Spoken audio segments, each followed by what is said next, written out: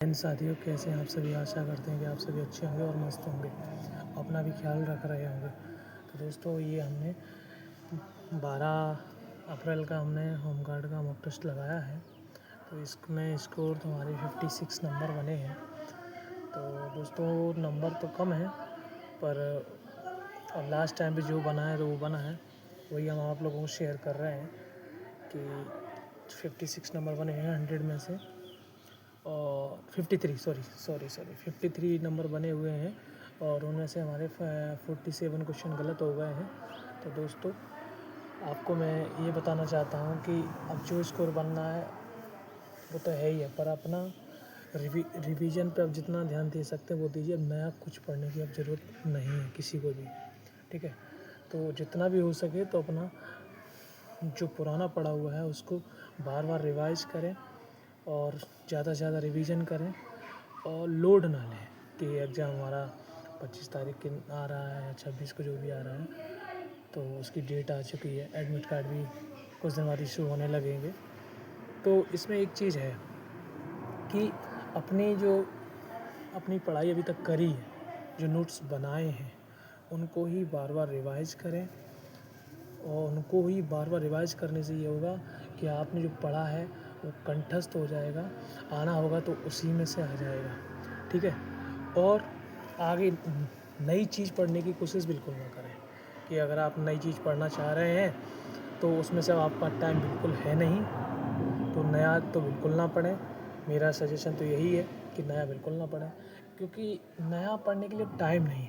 अब 1 हफ़्ता बचा है, 1 हफ़्ते में अब जो हो सकता है वो होगा। बस अपना ये है कि मेहनत करो, और जो पढ़ा और नोट्स बनाया उसको बार बार रिवाइज़ करो, और जो सिलेबस के अकॉर्डिंग था तो उसी को अपना बढ़िया सा रिवाइज़ करो बार बार, और ज़्यादा से ज़्यादा रिवाइज़ करो, और इधर उधर भटकने की ज़रूरत नहीं। जो होना होगा सो हो जाएगा, और लोड लेने से कोई फ़ायदा नहीं। और मैं तो ये कहूँगा, जब एग्ज़ाम हो तो आराम से रिलैक्स होके एक दिन पहले ही पढ़ाई बंद कर दो, क्योंकि लोड में मत रहो कि भाई एग्ज़ाम है और वो है, हौच पौच हो जाएगा, बिगड़ जाएगा। तो मैं ये इतना ही बताना चाहता हूँ कि अपने आप को बिल्कुल रिलैक्स रखिए। अब लास्ट टाइम जो होना होगा अब वो हो जाएगा, क्योंकि अब टाइम बिल्कुल बचा नहीं है। वो एक बेवकूफ़ी भरा कदम होगा कि भाई अब हम ये भी पढ़ लें, उन सर का पढ़ लें, इन सर का पढ़ लें, या फलाना एग्जाम्पल से पढ़ लें, या रोजगार वेदांत के सर से पढ़ लें। देखो, जो पढ़ लिया वो पढ़ लिया। मेन बात ये है कि अपने आप को बस उस जो नोट डाउन किया है उसको रिवाइज़ करो। आप उस पर फोकस करो, नहीं, आराम से रिवाइज़ करो। एग्ज़ाम एडमिट कार्ड इशू होने लगा, अपना एडमिट कार्ड में अपना कॉलेज देखो, और आराम से जिस दिन एग्ज़ाम हो रिलैक्स होकर एक दिन अपनी पढ़ाई बंद करो 2 दिन पहले, और आराम से अपना एग्ज़ाम देने जाओ। जो होना होगा हो जाएगा।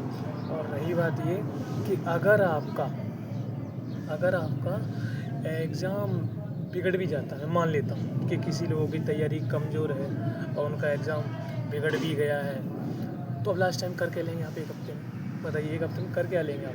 तो इससे बेहतर ये होगा कि वो जो हौच पौच ना करें, अपने पेपर को बेहतर से बेहतर करें, जो होना होगा हो जाएगा। और आगे जो कुल लगा हुआ एग्ज़ाम है कांस्टेबल का, उस कांस्टेबल के एग्ज़ाम में आप, अभी टाइम है करीब 40-50 दिन का, तो उस पर जी जान लगा देना, उस पर अच्छी सी मेहनत करो। टाइम तो ये मान लो कि सिलेक्शन हमें लेना है तो क्या 50 दिन में तो नहीं लिया जा सकता। पहले से आपका पढ़ा हुआ होना चाहिए, पहले से सब चीज़ें होनी चाहिए, जाननी हुई चीज़ें होना चाहिए। तो उनके लिए 50 दिन में एक बेहतर चीज़ें रहती हैं कि चलो 50 दिन बचे हैं तो मेहनत कर लें। अब जीरो से शुरू करने वाले हैं, जीरो से शुरू करेंगे तो फिर भाई इम्पॉसिबल है, क्योंकि जीरो से शुरू करने वाले लिए 50 दिन में कोई सिलेक्शन लेना, मैं तो नहीं समझता कि भाई 50 दिन में सिलेक्शन लिया जा सकता है।